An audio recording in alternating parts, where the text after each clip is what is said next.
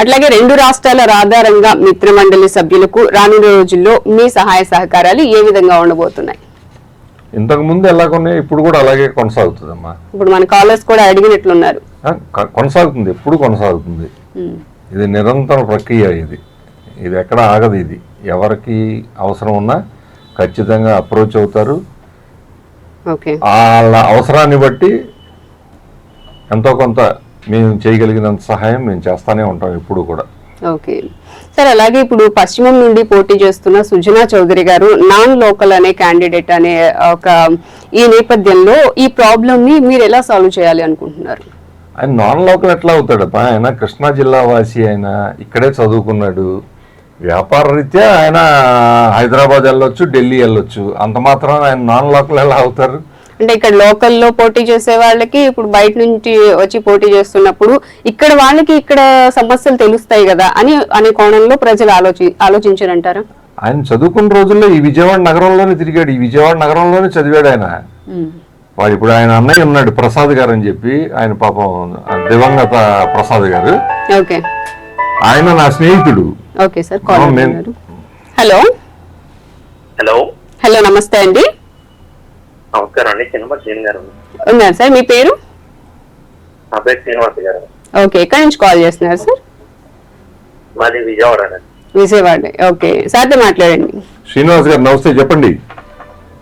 Okay, Chinnapalli Srinu గారు నమస్కారం అండి. నమస్కారం, చెప్పండి. మీరు టీడీపీలో జాయిన్ అయినందుకు చాలా ఆనందంగా ఉందని మేము వంశీ గారితో చాలా సార్లు వచ్చాము, మేము కలిసాము. ఏ వంశీ గారండి? వంశీకృష్ణ అండి, రెండుపేట. Okay okay okay okay. మీరంటే మాకు చాలా అభిమానం అండి. థ్యాంక్ యూ అండి. మరి మీరందరూ గట్టిగా కష్టపడుతున్నారా బోండమ్మ గారిని గెలిపించడానికి? ప్రతి నిమిషం ఆయనతో పాటు తిరుగుతూ ఉంటామండి. Okay sir. సార్, ఇప్పుడు ఈ ప్రస్తుత ప్రభుత్వం పైన మీ స్పందన ఎలా ఉంది? అంటే ఈ సంక్షేమ పథకాలన్నీ కూడా ఈ ప్రభుత్వాన్ని మరోసారి గట్టెక్కిస్తాయని మీరు భావిస్తున్నారా? ఓకే, కాలర్ ఉన్నారు సార్. హలో హలో, అవును సార్, చెప్పండి సార్. మీ పేరండి? నా పేరు బోస్ అమ్మా. ఎక్కడి నుంచి సార్ కాల్ చేస్తుంది? విజయవాడ. ఓకే ఓకే సార్, మాట్లాడండి చెన్నపాటి శ్రీనివాస్ గారితో. బోస్ గారు నమస్కారం, చెప్పండి. నమస్తే శ్రీనివాస్ గారు. ఇప్పుడు వరకు ఈ అరాచక పాలన సాగించిన వాళ్ళు రేపు ఎలక్షన్లకి మరి ఎంతవరకు సజావుగా సాగనిస్తారనేది కొంచెం ప్రజలు డౌట్ ఉంది.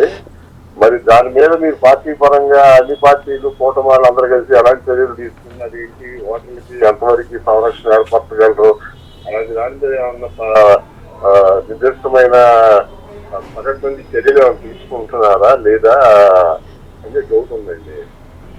ఎలక్షన్స్ లో ప్రతి రాజకీయ పార్టీకి ఎవరి వ్యూహాలు వాళ్ళకు ఉంటాయి. ఖచ్చితంగా తప్పకుండానండి, తప్పకుండా. దానికి మీ ప్రజల సపోర్ట్ కావాలి. తప్పకుండానండి. ఓకేనండి. హలో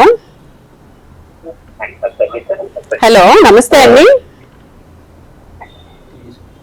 హలో సార్, నమస్తే అండి. మీ పేరు? నా పేరు శ్రీనివాస్ అండి. ఓకే శ్రీనివాస్ గారు, ఎక్కడి నుంచి కాల్ చేస్తున్నారు సార్? ఓకే, సార్తో మాట్లాడండి. చెన్నపాటి శ్రీనివాస్ గారు ఉన్నారు. నమస్కారం శ్రీనివాస్ గారు. నమస్కారం అండి.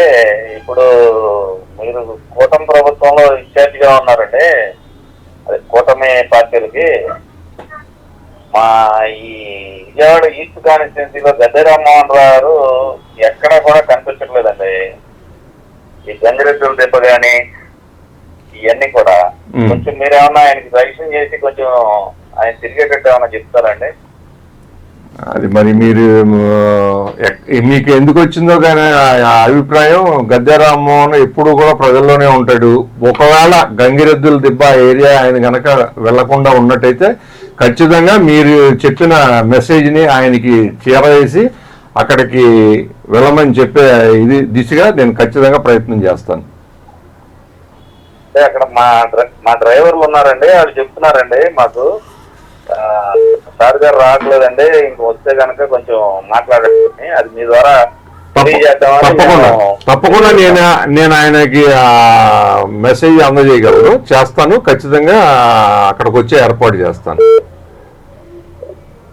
ఓకే, థ్యాంక్ యూ అండి శ్రీనివాస్ గారు.